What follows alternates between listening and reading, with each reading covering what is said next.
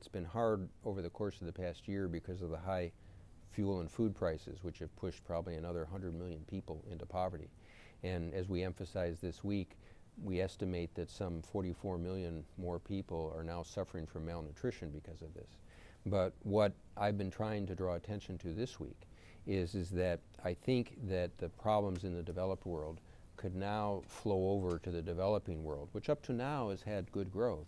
And it could become a tipping point for many economies. It could lead to a slowdown in the developing world, and many of them don't have the same cushions that you might have in the developed world. But as the wealthy nations are in crisis mode, trying to really sort out their own finances, can the World Bank really mitigate the effects of this global? Well, and it's exactly as you said, it'll also lead to a fall off in investment, and some of them, because of the food and fuel prices, have tighter monetary policies. As they get business failures, you could lead to problems in the banking system. So what can you do? What can you do in specific Well, terms? we can expand our lending to countries. We're very well positioned. We did about a $38 billion of business last year. We're well capitalized. We're liquid. We can expand that. The scope of this problem is much larger than what we can deal with. So we're well positioned to be of help.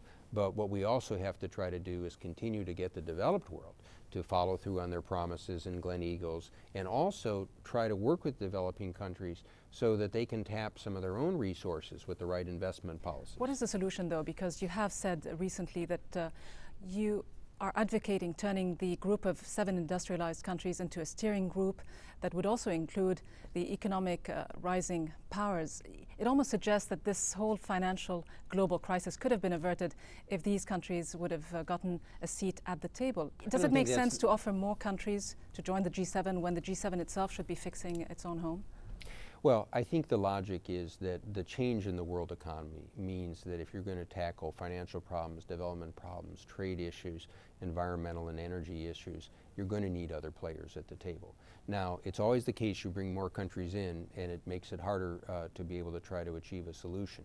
So in the short term, I think what the G7 needs to do is to try to take the actions it's starting to take. You saw the coordinated central bank actions, and that included some developing countries, for example, China, but also to try to clean up the assets, to try to make sure there's liquidity in terms of banks being willing to provide funds to corporations and others, recapitalize the institutions. And if you think about it, going back to the sovereign wealth fund creation, they're going to be part of the solution to putting capital. But they were never part of the negotiating process to begin with. They were never given that seat at the table. Why ask them suddenly to share the burdens and the risks? Why this sudden change of heart?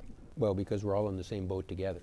We need to help make the rules for the new global economy. And I think that makes sense. How would you, though, look at the origins of this whole financial problem? Many voices, including here in the US Congress, have talked about criminal liability and criminal negligence on the parts of the CEOs of certain financial institutions, and indeed on the part of the Bush administration for some of its policies of deregulation. How do you look at this problem? To what extent is the Bush administration and its policies to blame? I think the problems extend far beyond the Bush administration. Part of this goes to the fact that you've had a lot of liquidity sloshing around the international system for a long time. This partly deals with monetary policies. It partly deals with some of the effects of the economic rents that have gone into sovereign wealth funds and other reserve funds. They have to invest the money in different places. So I think you've had an environment also where, with a lot of the developing countries coming into the global economy, they dampen prices. So you had an unusual situation in past years where you had things that would dampen prices, but you also had a lot of money. Normally you don't have those together. I think, frankly, it's not my purpose, nor do I really feel that this is a blame game. You need to figure out the solution. You need to figure out what happened in the past. And I think then you need to try to move forward together.